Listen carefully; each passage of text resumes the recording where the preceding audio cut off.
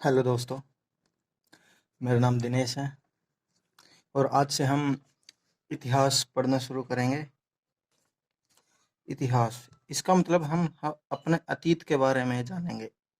इतिहास वो ग्रंथ है जो हमें अतीत के बारे में घटित घटनाओं के बारे में बताता है। कौन सी घटना कब हुई, क्या अतीत में सारी घटित घटनाओं को इतिहास कहेंगे? तो इसका मतलब होगा नहीं।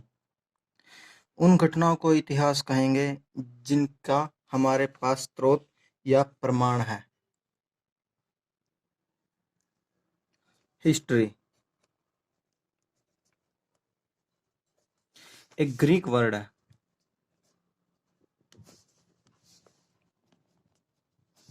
जो यूनानी शब्द भी है। इसका मतलब है हिस्टोरिया। इसका मतलब क्या होता है? यानी कि छानबीन करके जो जानकारी हमें मिलती है वो हिस्टोरिया कहलाती है। और एक यूनानी व्यक्ति आया जिसका नाम हेरोडोटस था, जिसने हिस्टोरिका नामक पुस्तक लिखी। सबसे पहले इसी ने ये पुस्तक लिखी थी। इससे पहले किसी ने कोई पुस्तक नहीं लिखी थी हिस्ट्री के बारे में, इसलिए इन्हीं को हिस्ट्री का जनक माना जाता है। तो बस कहेंगे कि हिस्ट्री का फादर इन्हें ही कहते हैं। तो हिस्ट्री यानी इतिहास, उसको जानने के हमारे पास स्रोत हैं और उन स्रोत को हमने 3 प्रकार में बांटा है। नंबर 1, पुरातात्विक स्रोत।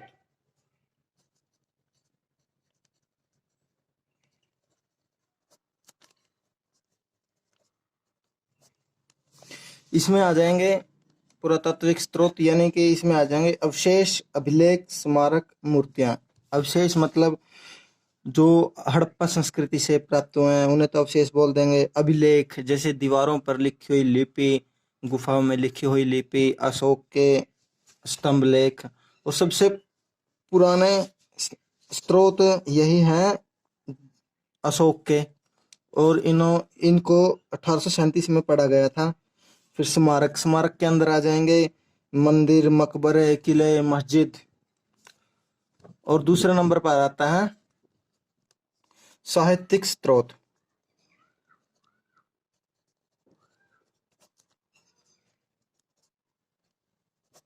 साहित्यिक स्रोत को ये हमें ग्रंथों से मिलता है और ये 2 प्रकार के होते हैं।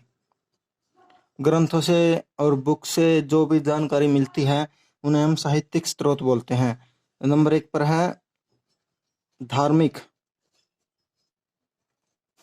और नंबर 2 पर है गैर धार्मिक।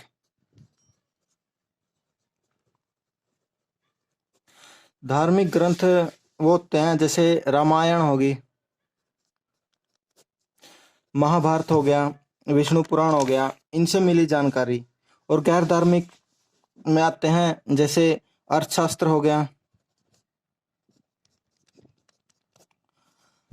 पतंजलि का महाभाष्य हो गया, मेगास्थनीज की इंडिका होगी, विष्णु शर्मा की पंचतंत्र है। और फिर तीसरा स्रोत आता है हमारा विदेशी यात्रियों का विवरण।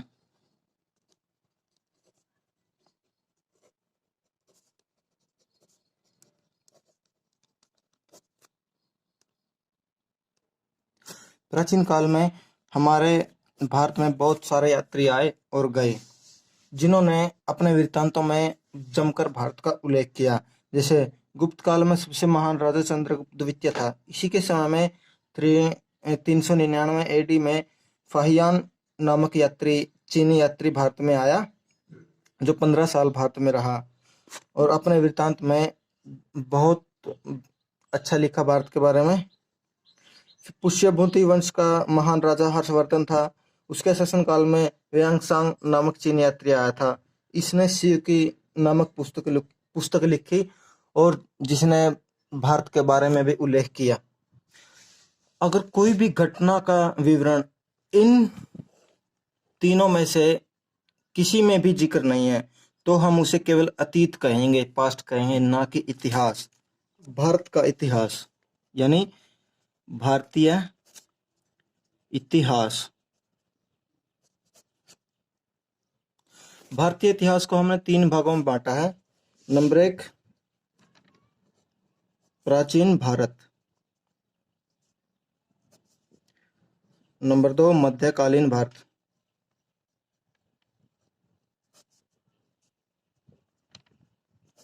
नंबर 3 आधुनिक भारत। यहीं पर प्राचीन भारत है ना, ये सबसे बड़ा है, मतलब बहुत समय प्राचीन भारत में आता है।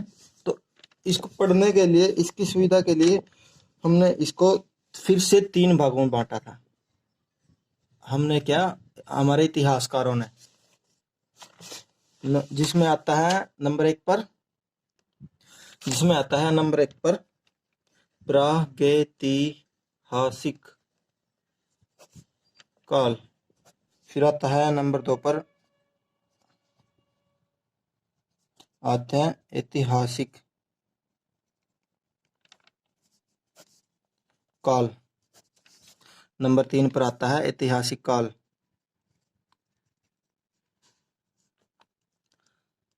दोस्तों राइटिंग थोड़ी खराब है तो आपको थोड़ा एडजस्ट करना पड़ेगा।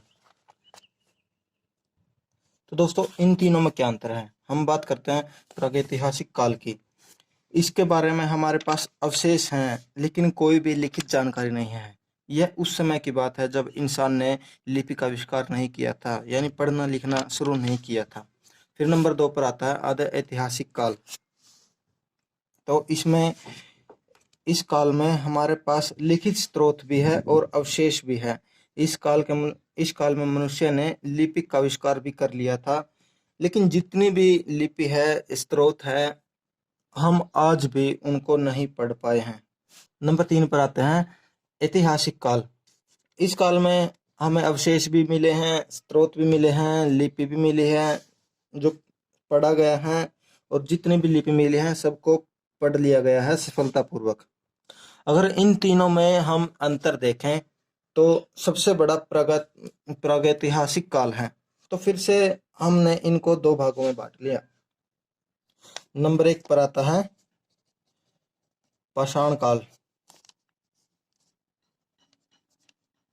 या युग भी बोल सकते हो।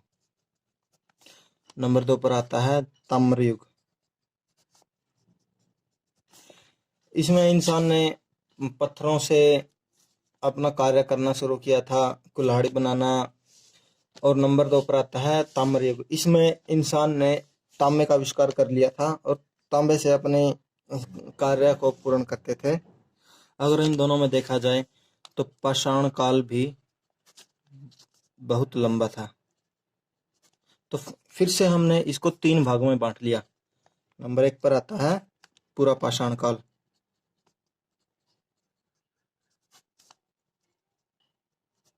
नंबर 2 पर आता है मध्य पाषाण काल, नंबर 3 पर आता है नव पाषाण काल। पूरा पाषाण काल में देखें तो इसमें मनुष्य ने आग का आविष्कार कर लिया था, लेकिन प्रयोग नहीं सीख पाए थे कैसे आग का प्रयोग करना है। तो फिर आता है मध्य पाषाण काल। मनुष्य ने इसमें पशुपालन की शुरुआत कर ली थी। फिर आता है नव पाषाण काल।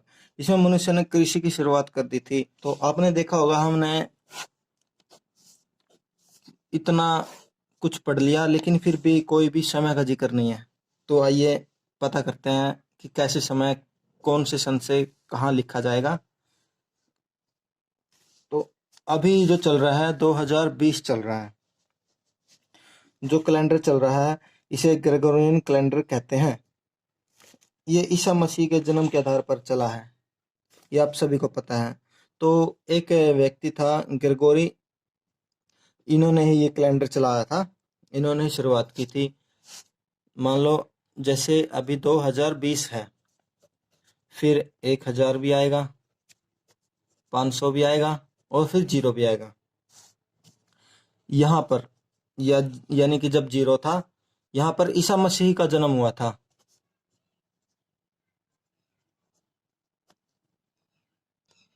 और इनका जन्म इज़राइल की राजधानी जेरूशलेम के बेथलेहम नामक स्थान पर हुआ था।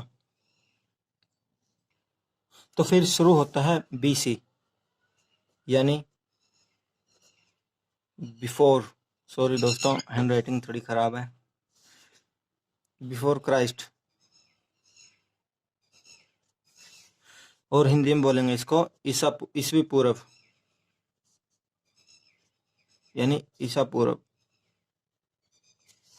तो जैसे यहाँ पर जब 1 से स्टार्ट हुआ था, यहाँ पर आगे बढ़ते चले गए थे, तो फिर यहाँ से पीछे भी जाना है। तो क्या ईसा मसीह के जन्म से पहले व्यक्ति नहीं थे? क्या दुनिया नहीं चलती थी? तो इसी तरह हम पीछे चलेंगे 500 साल, फिर 1000, फिर 2000, फिर 2500 और फिर अनंत तक।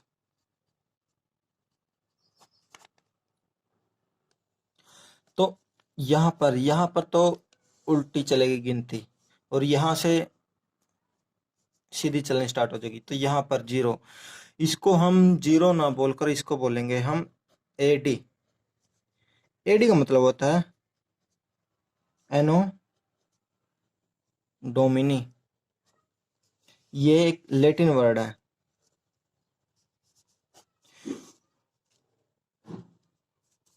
यानी इस वर्ष ईसा मसीह का जन्म हुआ था। तो इंग्लिश में क्या बोलेंगे?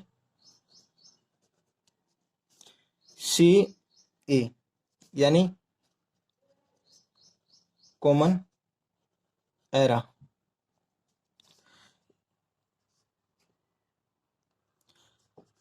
इसको हम BCE भी लिख सकते हैं, यानी बिफोर कॉमन एरा।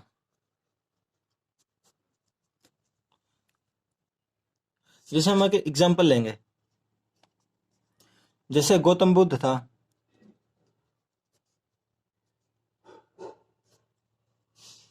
उनका जन्म 563 BC में हुआ था और उनकी मृत्यु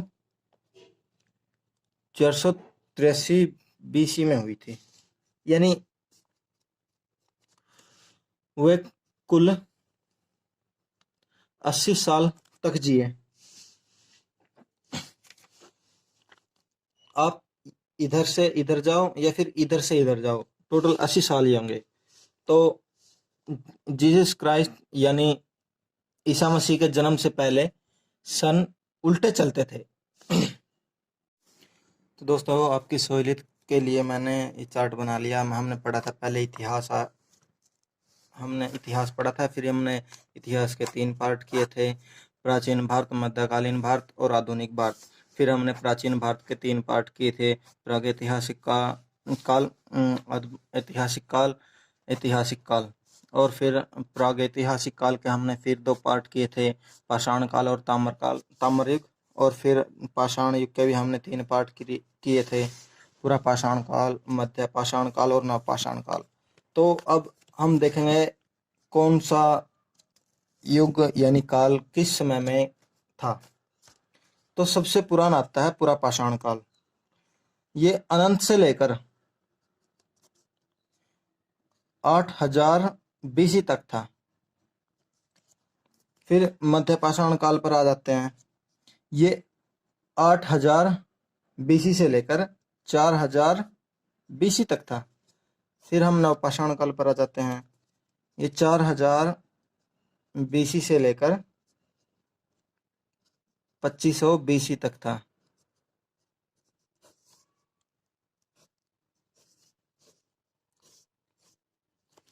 फिर उसके बाद आता है ताम्र युग। ताम्र युग लगभग 3000 BC से 2000 BC तक आता है। फिर हमारा आता है आधे ऐतिहासिक काल, जिसको हम लगभग 2500 BC से 1750 BC तक पढ़ेंगे। इसमें एक सभ्यता आई और इसमें सभ्यता ने लिपि का आविष्कार भी कर लिया था। इसी काल में हमारे देश में पहली सभ्यता आई थी जिसको हम सिंधु घाटी सभ्यता के नाम से जानते हैं और जो एक शहरी सभ्यता कहलाई थी। इतिहासकारों के अनुसार बाढ़ आ जाने के कारण ये सभ्यता खत्म हो गई थी। तो उसके बाद 250 सालों का किसी के पास कोई विवरण नहीं है। और जब ईसा मसीह का जन्म लेने को सिर्फ 1500 साल रह गए थे तो भारत में आर्यों का आगमन हुआ जो एशिया से आए थे। इन्होंने ही भारत की दूसरी सभ्यता शुरू की जिसे वैदिक सभ्यता भी कहते हैं। ये वैदिक शब्द है, ये वेदों से बना है। वेदों का अर्थ है ज्ञान। आर्य का मतलब है सर्वश्रेष्ठ। वैदिक काल 1500 बीसी से 600 बीसी तक, इसको वैदिक काल किसी कहते हैं। इसको वैदिक काल इसीलिए कहते हैं क्योंकि इसी काल में हमारे 4 वेदों का निर्माण हुआ था और यह एक ग्रामीण सभ्यता मानी जाती है जो लगभग 900 साल चली थी। दयानंद स्वामी के अनुसार आर्य तिब्बत से आए थे और बाल गंगाधर तिलक के अनुसार उत्तरी ध्रुव से आए थे। हिटलर के अनुसार जर्मन से आए थे आर्य, लेकिन मैक्स म्यूलर के अनुसार ही माना जाता है कि आर्य मध्य एशिया से आए थे। लगभग 1000 बीसी के आसपास लोहे का आविष्कार हो गया था। 600 बीसी में लोहे का प्रयोग किया जाने लगा, लोहे का सामान बनाने जाने लगा और लोहे के सामान के उपकरण बनाए जाने लगे कृषि के लिए, और जिससे कि पैदावार बहुत अधिक हुई और पैदावार बहुत अधिक हुई तो आय भी बहुत अधिक हुई, जिससे ग्रामीण सभ्यता का शहरीकरण हुआ। दोस्तों फिर आता है अपना ऐतिहासिक काल जो लगभग 600 बीसी से 712 एडी तक चला। और फिर आता है मध्यकालीन भारत 712 एडी से लेकर 1707 तक था। और फिर आता है आधुनिक भारत। आधुनिक भारत 1707 से लेकर 1947 तक आता है। और फिर इस पार्ट को हमने फिर से 2 भागों में डिवाइड किया, 1707 से लेकर 1857 और फिर 1857 से लेकर 1947 तक। फिर हमारी आज़ादी के बाद एक काल और बचता है दोस्तों जिसको हम समकालीन भारत बोलते हैं, जो 1947 से लेकर 1964 तक चला। चलो दोस्तों आज की क्लास हम यहीं तक रखते हैं, कल फिर स्टार्ट करेंगे। कल हम मध्यकालीन भारत से शुरू करेंगे। आई होप कि आपको ये वीडियो बहुत पसंद आई होगी। लाइक शेयर और सब्सक्राइब ज़रूर कर देना, और अगर कोई कमी रही हो तो प्लीज़ बता देना ताकि मैं सुधार कर सकूं। ये मेरे पहली वीडियो थी। थैंक यू दोस्तों।